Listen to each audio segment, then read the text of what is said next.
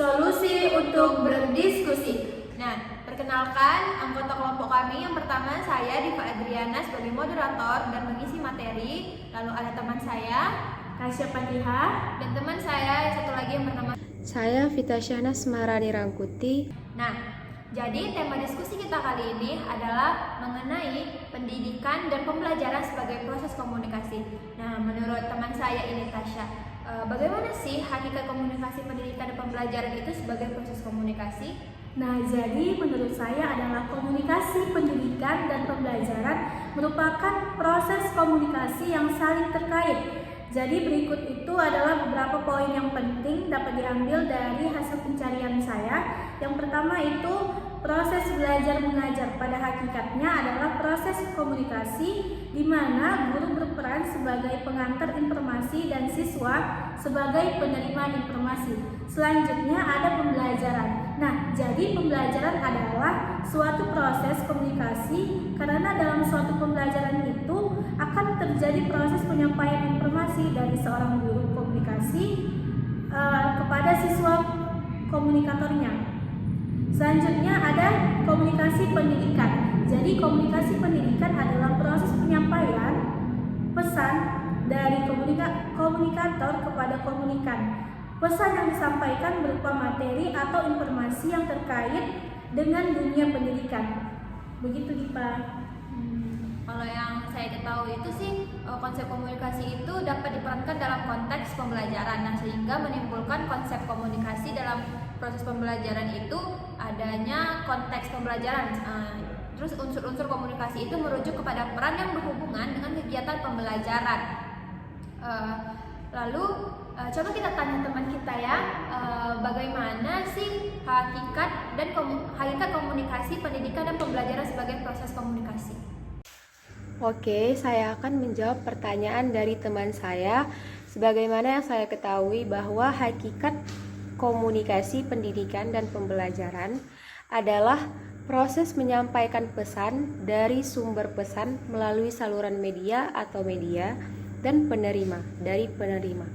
Adapun komponen untuk proses komunikasi pesan yang akan dikomunikasikan adalah ajaran atas didikan yang ada dalam kurikulum. Adapun pembelajaran sebagai proses komunikasi merupakan suatu penyampaian sejumlah pesan dari si pengirim, yaitu dosen atau fasilitator kepada si penerima pesan, yaitu mahasiswa. Nah, sumber pesannya itu bisa dari guru, siswa, atau orang lain, ataupun bisa juga penulis buku-buku prosedur media pembelajaran. Adapun salurannya adalah media pendidikan dan penerima pesan tersebut adalah siswa ataupun guru.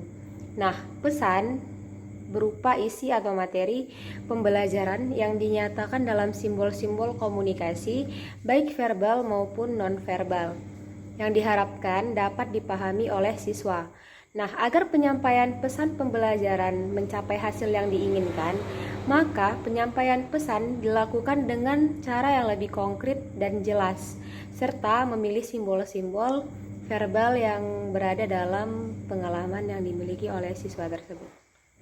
Oke, terima kasih kepada teman kita, Vita.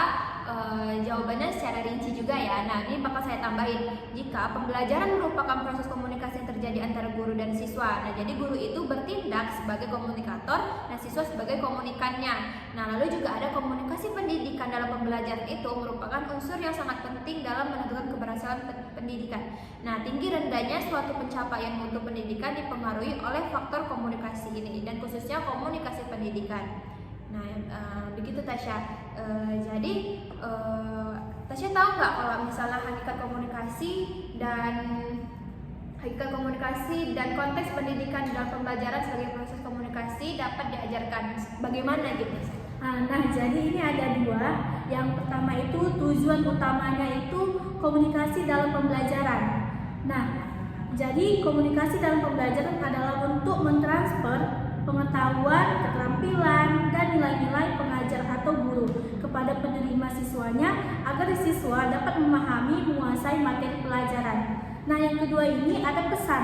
Nah, pesan atau materi pelajaran ini adalah dalam komunikasi pendidikan, materi pembelajaran yang ingin disampaikan. Pesan ini harus terstruktur, jelas dan relevan dengan kurikulum serta tingkat pemahaman siswa.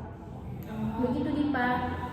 Saya tambahin ya Tasya, menurut pengetahuan saya. Nah, terus juga ada itu saluran komunikasi. Nah, saluran komunikasi dalam pendidikan meliputi berbicara, menulis, visual, dan pemilihan saluran yang sesuai dapat mempengaruhi pemahaman siswa. Lalu juga ada evaluasi pembelajaran. Nah, komunikasi dalam pendidikan, di dalam pembelajaran itu juga mencakup evaluasi hasil pembelajaran siswa seperti ujian dan tugas. Nah, jadi hasil evaluasi ini memberikan gambaran tentang sejauh mana siswa telah memahami materi tersebut. Lalu juga ada interaksi timbal balik, yaitu proses komunikasi pendidikan bukan sekedar penyampaian informasi, tetapi juga melibatkan dialog dan interaksi antara guru dan siswa. Nah, jadi dapat kita simpulkan hasil diskusi kita hari ini adalah bahwa komunikasi pembelajaran dalam pendidikan merupakan unsur yang sangat penting dalam menentukan keberhasilan pendidikan, dan tinggi rendahnya suatu pencapaian mutu pendidikan dipengaruhi oleh faktor komunikasi ini, khususnya komunikasi pendidikan. Dan komunikasi pendidikan dalam pembelajaran merupakan proses komunikasi yang saling terkait. Proses ini melibatkan guru sebagai komunikator dan siswa sebagai komunikan, di mana guru bertindak sebagai pengantar informasi dan siswa sebagai penerima informasi. Komunikasi pendidikan memiliki peran yang sangat penting dalam menentukan keberhasilan pendidikan. Jadi sekian hasil diskusi kita hari ini. Bila kami ada salah, mohon maafkan kami. Kami pamit undur diri. Wassalamualaikum warahmatullahi wabarakatuh. Salam solusi. Sampai ketemu kembali.